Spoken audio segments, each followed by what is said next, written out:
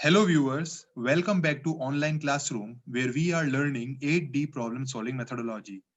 Recapping our last video on introduction of 8D, we covered origin of 8D, what is 8D, benefits of 8D, when to use 8D, and what are these 8Ds.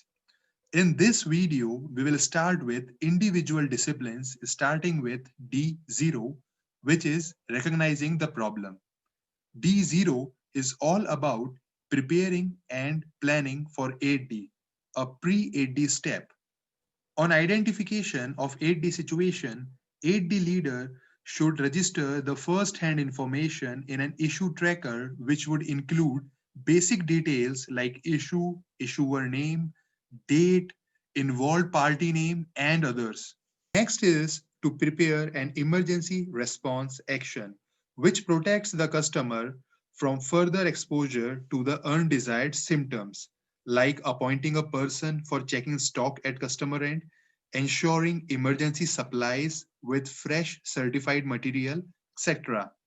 Leader should also initiate collecting symptoms information. Always better to use a symptoms checklist to have correct questions. All these actions and details in D0 helps leader to connect and respond to involved members in team in an effective manner.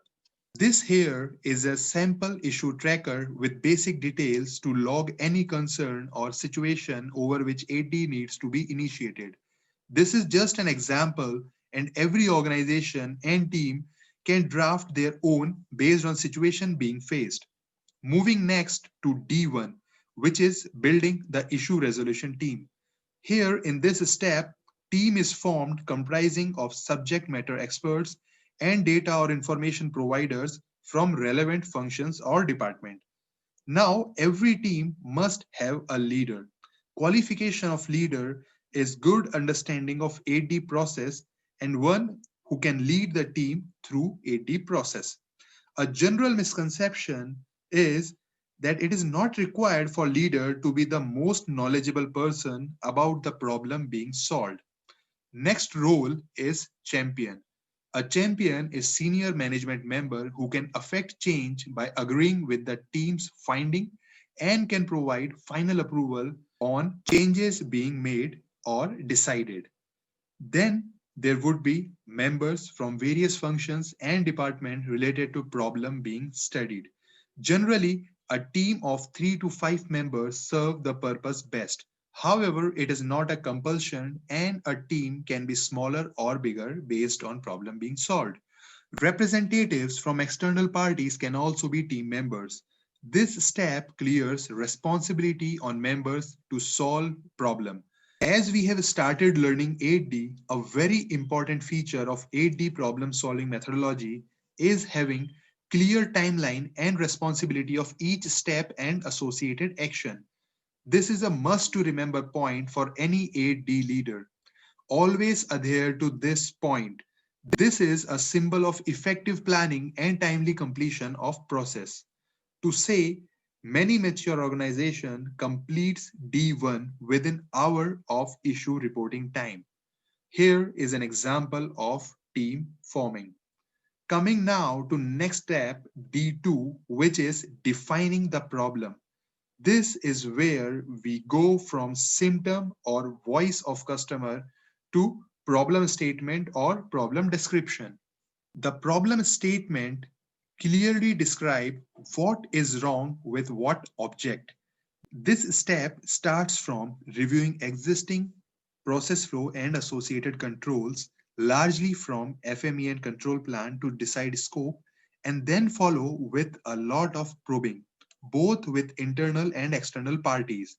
Most general methodologies used for probing are 5W1H and is not analysis. Summarizing it, this step focus on properly describing the problem, utilizing the known data and placing it into specific categories for future comparison. Outcome of this step is to have answers of below questions. Do we know exactly what the problem is? Have we seen the problem before? What evidence of the problem is available? To completely understand D2, let's learn a bit more about probing tools. First is 5W1H. This is a very basic tool which illustrates all possible questions if probed properly.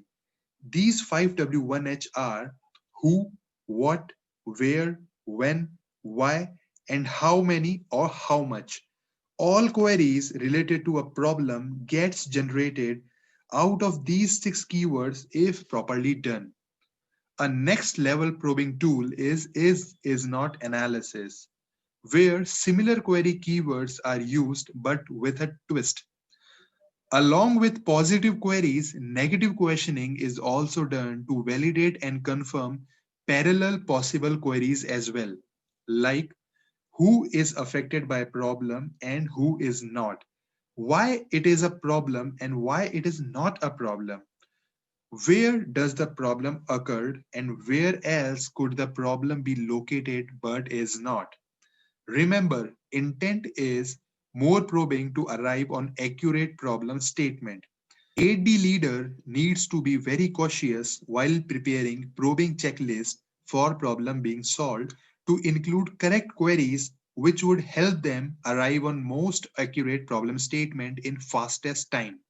Generally, it is expected to define problem in less than 24 hours because problem statement enable team with having common consensus defining scope of work, deciding immediate relief actions or containment actions or correction, and very importantly being first time right in fastest possible timeline to resolve the issue.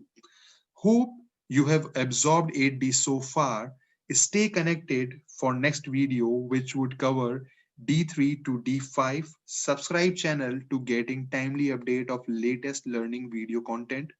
Like and share the video to show support. See you again in next video. Till then, keep learning, keep growing.